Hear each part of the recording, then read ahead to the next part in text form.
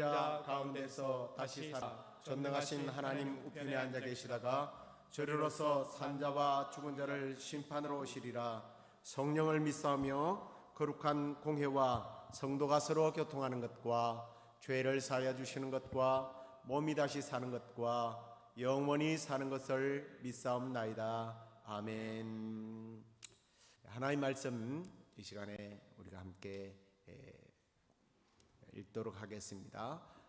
빌립보서 4장 6절 7절 두 절 말씀을 같이 읽도록 하겠습니다.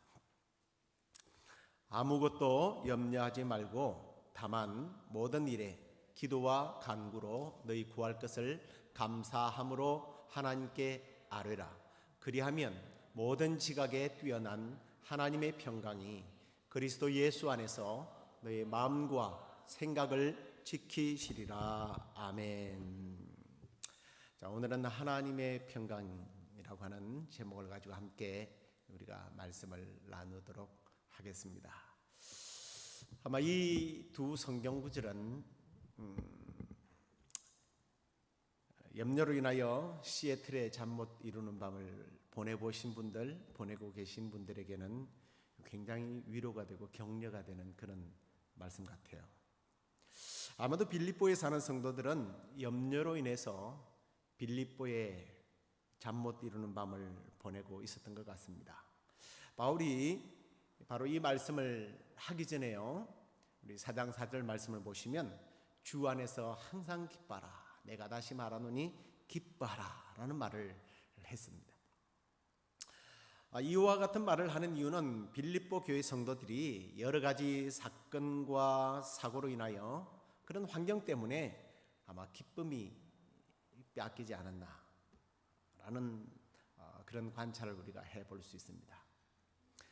그런데 그들의 염려는 어떻게 하면 이 땅에서 잘 먹고 잘 살 것인가, 어떻게 권세를 누리고 출세를 할 것인가, 투자한 것들을 얼마나 많이 거두게 될 것인가, 이것 때문에 염려하고 고민한 것이 아닙니다. 바로 핍박 때문이었죠. 믿음으로 세상을 이기고 믿음으로 승리하고 싶은데 현실적으로는 핍박 때문에 영적 침체로 이끌어가는 그런 상황들이 계속해서 펼쳐지니까 이들은 기쁨이 점점 빼앗기고 염려하게 된 것입니다. 그런데요, 성경에 보면 이렇게 흥미롭게도 어려움이 생기면, 염려가 생기면 참 근심을 하고 기쁨이 빼앗기고 잠을 이루지 못하는 사람이 있는가 하면 전혀 상관없이 잠을 잘 자는 그런 사람들도 개중에 나옵니다. 바로 다윗이 그런 사람인데요, 시편 3편에 보면 다윗이 압살롬으로부터서 도망을 가게 됩니다.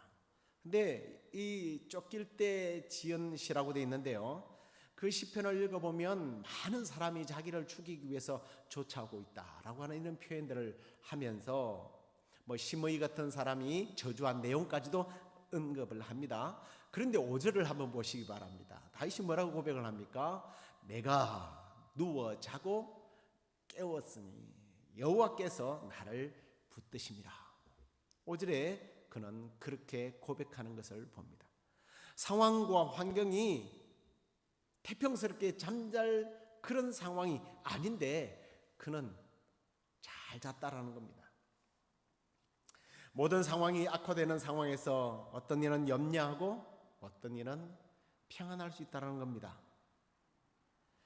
믿음의 진가, 그것은 평안하고 일상적일 때에 드러나는 것이 아닌 것 같아요.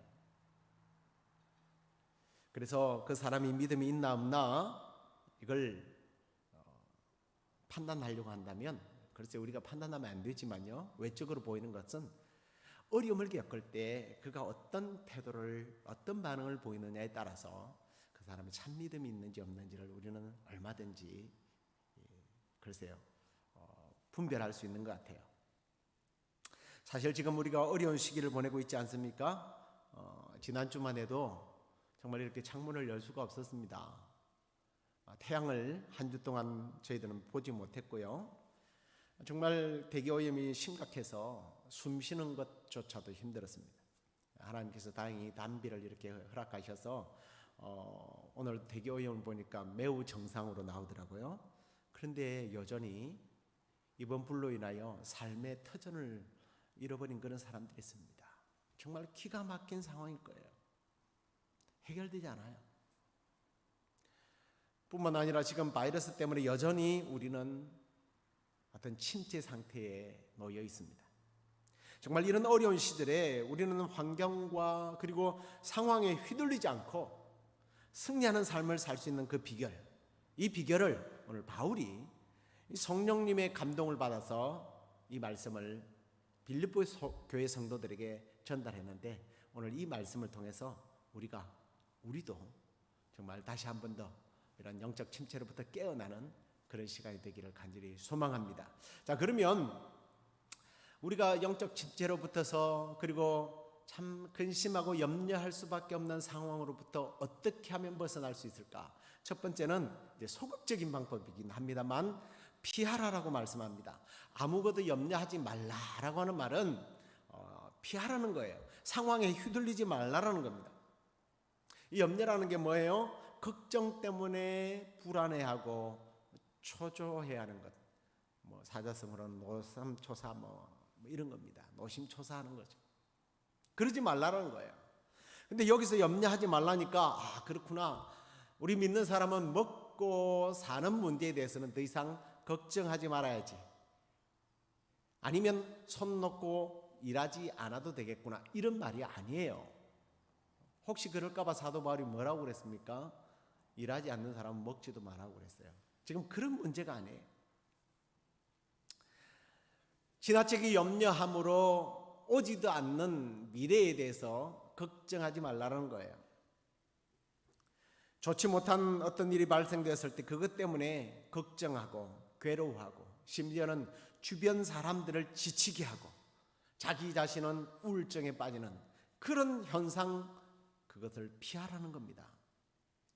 이 염려라는 것을 계속 가지고 있으면 어떤 일이 벌어지느냐? 7절에 보면 너의 마음과 생각을 지키시리라고 그랬잖아요. 틀림없이 염려는 우리의 마음과 생각을 지배한다는 거예요. 영향을 끼친다는 겁니다. 굳이 성경에서 그렇게 말하지 않아도 정말 그런 것 같아요. 걱정하고 염려하는 것들을 떨쳐버리지 못하면요, 일단 잠을 못 자요. 그리고 그 마음과 생각에 나쁜 영향을 끼치게 됩니다. 예를 들어서 소화불량인 줄 알았는데 병원에 갔더니 초기 암이래요. 그러면 그때부터 이제 뭐 합니까? 염려하기 시작해요. 그런데 문제는 여기서 박차고 일어나는 사람이 있는가 하면 이 염려에 점점 빠져들어가는 사람들이 있습니다. 상상력을 키우는 거죠. 좋지 않는 상상력을 극대화한다는 겁니다. 아직 죽을 정도도 아닌데 치료하면 되는데 미리 자신이 죽으면 어떡하나라는 것을 생각합니다. 죽음의 지경에 이르게 됐을 때 내 주위의 사람은 어떻게 반응할 것인가라는 것까지 생각합니다. 내가 죽으면 내 마누라가 다른 남자를 만나지는 않을까? 내 신랑이 다른 여자를 만나지 않을까? 이런 상상까지 하게 되는 거예요. 이런 좋지 못한 상황을 자꾸 떠올리게 되고 분석하다 보니까 뭐까지 분석하느냐 하면 이 병이 누구 때문에 걸렸는가까지 분석을 하는 거예요. 자식 새끼들이 속을 썩혀서, 남편이 아내가 속을 썩혀서, 그리고 지난번에 나에게 사업을 실패케 한 누구누구, 이런 것들을 분석하기 시작하는 거예요. 더 재밌는 건요, 실컷 분석해놔놓고 이래요. 내가 그 사람들이 믿지만 나는 믿는 사람이기 때문에 그 사람들 다 용서할 수 있대요. 대단한 믿음 같지만 그건 결코 좋은 믿음이 아니에요. 삶의 에너지를요, 이런 좋지 못한 것들에 다 쏟아내는 겁니다. 이건 시간 낭비예요. 인생 낭비예요. 에너지 낭비란 말이에요. 그러다 보니까 당연히 그 얼굴에는 기쁨이 없어요. 기쁨이 빼앗기는 거죠. 시애틀의 잠 못 이루는 밤을 그래서 보내게 되는 겁니다. 성령님은 그러지 말라는 거예요. 자, 그 다음에 이제 두 번째로는요, 조금 더 적극적인 방법입니다. 그게 뭐냐면 하나님께 아뢰라는 거예요. 내적 혼란이 빠지지 않으려면 그저 소극적인 피하는 방법까지 되지 않는다는 그러는 거죠. 피하는 방법이 그저 만사는 아니라는 겁니다. 걱정을 떨쳐버리시기 바랍니다. 이런 말 우리 많이 합니다. 걱정은 잘못이고 시간 낭비에 힘을 낭비하지 마십시오. 제가 조금 전에도 그렇게 이야기했잖아요. 걱정하는 것은 심지어는 믿음이 없다는 말까지 합니다. 성도가 걱정하는 것이 죄라고 말하는 것까지도 그렇게 말하는 사람도 제가 들어봤어요. 그런데 우리는 이 땅에 살아가면서 염려하지 않을 수가 없단 말이에요. 성경에도 그래서 염려를 부정하지 않는단 말이에요. 실제 어려운 일을 만났는데 어떻게 염려가 안 생기겠어요? 그래서 소극적으로는 피하지만 좀 더 적극적인 방법을 가지고 대처해 나가라는 거예요. 그게 뭐냐면 6절에 보면 너희 구할 것을 하나님께 아뢰라. 하나님께 아뢰라는 거예요. 근데 여러분 하나님 앞에 구해보지 않으셨습니까? 염려가 왔는데 기도하지 않으셨어요? 다 기도하셨을 거예요. 기도했는데 그런데 문제는 평강이 오는가 하는 겁니다. 염려가 와서 기도했는데 아무 응답을 받지 못했대요. 그래서 또 기도합니다. 그런데 응답이 없다 보니까 어떤 말까지 하느냐면 기도해도 소용이 없다라는 말까지 해요. 그 심지어는 기도하세요 그러면 화까지 내는 사람이 있어요. 왜? 기도해도 응답이 없으니까. 그런데 우리는 분명히 알아야 돼요. 이 아뢰는데 이걸 지금까지 잘못 아뢰었다는 거예요. 성령의 음성은 분명합니다. 성령이 바울에게 아뢰라고 했을 때에 그저 그냥 아뢰라고 말하지 않았다는 거예요. 이 문맥을 잘 살펴보아야 합니다. 4장 6절 말씀을 다시 한번 보여주시기 바랍니다. 같이 한번 우리가 읽어볼까요? 4장 6절 아무것도 염려하지 말고 다만 모든 일에 기도와 간구로 너희 구할 것을 감사함으로 하나님께 아뢰라. 아무것도 염려하지 말고 다만 아뢰라가 아니라 그 중간에 뭔가가 있어요. 뭐가 있어요? 먼저 기도가 있어요. 기도하라고 그랬잖아요. 네, 기도하는데 기도라는 말이 정확하게 무슨 뜻인지를 모르고 우리는 기도할 때가 너무나 많아요.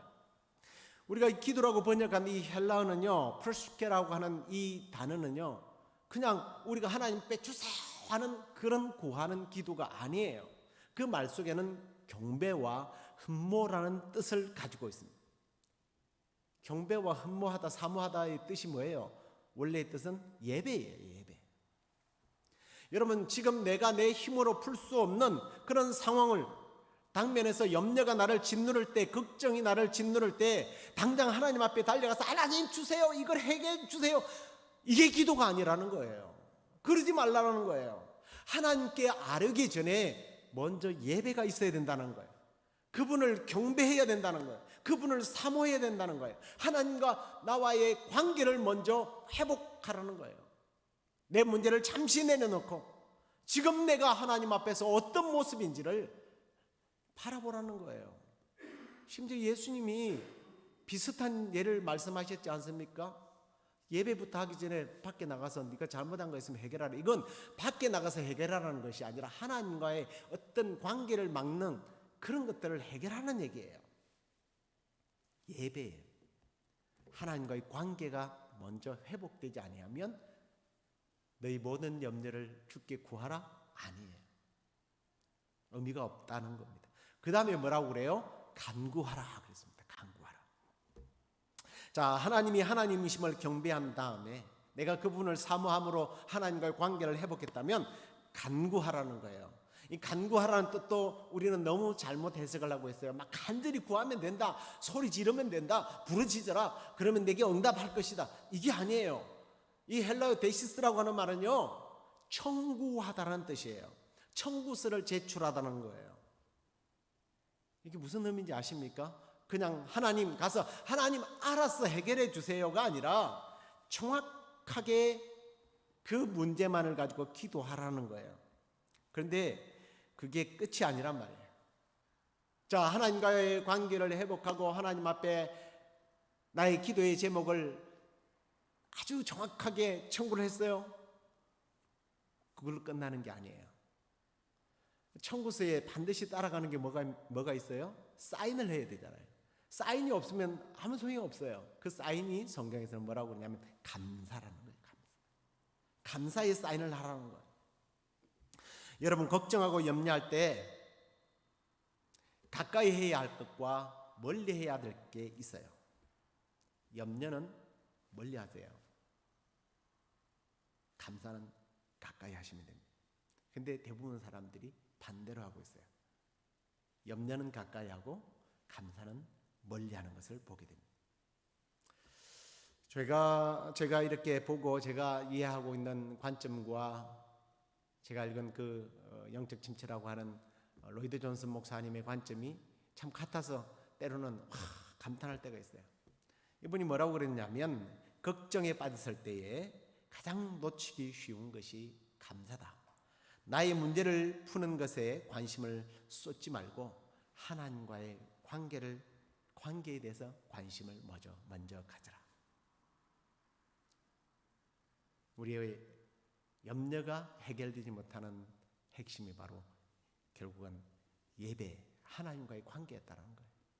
여러분 생각해 보세요. 용돈을 부모님께 받아야 하는 아이가 부모님과 원수지간처럼 지낸다면 용돈을 주겠어요? 그리고 아주 중요한 것이 있는데, 문제는 예배를 내 문제를 관철시키기 위한 수단으로 사용하지 마십시오. 하나님은 그것을 아십니다. 원망하는 마음, 불평하는 마음으로 하나님께 찾아와서 예배 한번 드리면 인심 좋으신 하나님께서 다 해결해 줄 거로 생각하지 말라는 거예요. 이럴 때 우리 조상들이 자주 쓰는 말이 있어요. 뭔지 아세요? 택도 없는 소리 하지 말고, 어린 반푼어치도 없는 소리 하지 말고. 성경에서는 이런 말을 왜 기록하지 않았는지 모르겠습니다만 너무 경건한 책이라 썰렁할까봐 기록을 안 한 것 같은데, 여러분 그냥 하는 말이 아니에요. 우리는 내 문제를 구하기 전에 하나님께 감사함으로 나아가야 합니다. 하나님의 선하심을 믿는다면 당연히 감사함으로 하나님 앞에 아뢰어야 된다는 거예요. 하박국 선지자가 그랬던 거예요. 모든 것이 사라진 상황에 빠졌습니다. 어려운 상황에 처했지만 그래도 나를 구원해 주신 그분께 감사했잖아요. 예수님이 나를 위하여 십자가에 죽으시고 부활하시고 나에게 구원을 허락해 주신 은혜에 감사합니다. 사실 이걸로 모든 것이 해결된 거예요. 자, 그러면 이제 세 번째 원례예요. 이렇게 기도할 때 하나님께서 우리에게 주시는 응답, 그 은혜가 뭐냐는 겁니다. 7절 말씀을 한번 보시겠습니다. 7절, 그리하면 모든 지각에 뛰어난 하나님의 평강이 그리스도 예수 안에서 너희 마음과 생각을 지키시리라. 자, 이럴 때 우리가 기대되는 말이 뭐냐면, 그리하면 너의 모든 염려를 싹 해결해 주마. 우리는 이걸 예상합니다만, 이상하게도요, 이 말씀을 보면 너희들의 모든 염려와 걱정을 한 방에 없애주겠다, 이렇게 약속을 하지 않고 있단 말이에요. 걱정과 염려에 대해서 전혀 언급을 하지 않아요. 여러분은 어떻습니까? 저에게는 굉장히 놀라운 발견입니다. 굉장히 놀라운 진리의 말씀이기도 하고요. 여러분, 이 말씀을 꼭 기억하십시오. 하나님의 약속, 복음의 영광은요, 환경 문제 같은 상태에, 어떤 우리의 상태에, 환경에 집중하지 않고 바로 저와 여러분에게 집중하고 있다는 거예요. 우리 하나님은 환경의 문제, 그런 상황의 문제, 염려와 걱정거리, 그것에 집중하는 것이 아니라 우리 한 사람 한 사람에 대한 관심을 가지고 계신 거예요. 여러분, 성경이 말하는 하나님의 약속은요, 언제나 그렇습니다. 우리가 얻을 궁극적인 승리는요, 환경과 상황이 해결되는 것에 있지 않다라는 거예요. 하나님께서는 오늘도 우리가 흔들리지 않고 믿음에 바로 서 있는 것, 이게 진짜 해결이라고 말씀하고 있는 거예요. 괴롭고 복잡한 문제, 잠 못 들게 하는 문제, 내가 두려워하는 일들을 다 해결해 주고 앞으로 절대로 그런 일이 일어나지 않도록 해주겠다라고 장담을 하는 것이 아니라 그런 일이 일어난다 할지라도 내가 너를 떠나지 않으마, 내가 너의 마음과 생각을 지켜서 상황 때문에 아파하거나 염려하거나 근심하거나 또 다른 어떤 질병에 빠지거나 더 나쁜 관계가 일어나거나 하지 않도록 너에게 평강을 주겠다, 기쁨을 주겠다, 이런 말이에요. 그럴 때 사실은 환경을 극복하고 이겨낼 수 있는 겁니다. 여러분, 오늘 이 말씀은 단순히 우리에게 기분이 좋아지라고 하는 말이 아니에요. 한편으로는 예수님의 마음으로 꽉 채워주겠다, 그래서 잊어버리게 해주겠다, 상황이 바뀐다, 사실은 이런 의미도 아닙니다. 분명 그것은 내 마음과 생각이 흔들리지 않도록 굳건한 반석 위에 서 있도록 해주겠다는 거예요. 마음과 생각이 엉뚱한 상상을 하거나 불평과 원망과 불신앙에 빠지지 않도록 예수 그리스도를 인하여 기뻐하도록 만들어 주시겠다는 겁니다. 지금 어떤 문제로 시애틀에 잠 못 이루는 밤을 보내고 계십니까? 그 문제 때문에 마음과 생각이 지배를 당해서 혹시 영적 침체에 빠져서 주님 주시는 그 거룩한 기쁨, 세상과 바꿀 수 없는 기쁨이, 평강이 빼앗겨 버리고 있지는 않습니까? 염려를 피하십시오. 염려를 키우면요, 거기는 반드시 불평이라는 꽃이 피게 되어 있습니다. 그리고 그 불평이라는 꽃은 반드시 불신앙이라고 하는 열매를 맺게 되어 있어요. 염려를 피하시기 바랍니다. 그런데 그 염려가 올 때에 소극적으로 피한다고, 떠난다고 해결될 것이 아닙니다. 하나님께 아뢰야 합니다. 근데 하나님께 아뢰일 때 어떻게 아뢰라고요? 하나님께 먼저 예배하라는 거예요. 하나님과의 관계를 회복하라는 거예요. 그분을 전심으로 사모하라는 거예요. 그런 다음에 정확하게 우리가 구해야 할 것을 구할 때에 감사의 사인을 하고 하나님 앞에 아뢰십시오. 그러면 하나님께서 우리의 마음과 생각을 지켜주시고 보호해 주십니다. 우리의 마음과 생각을 우월하게 만드는 염려로 인하여 더 이상 스트레스 받지 않도록 해주실 겁니다. 그래서 다윗처럼 상황과 환경은 편하지 않았지만 편히 잠잘 수 있는 그러한 평안이 우리 안에